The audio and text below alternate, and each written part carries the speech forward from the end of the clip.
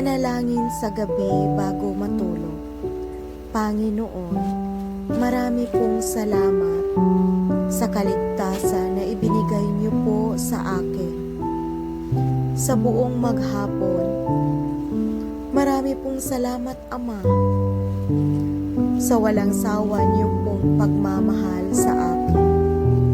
Salamat po sa lahat ng biyaya na aking natanggap ngayong araw.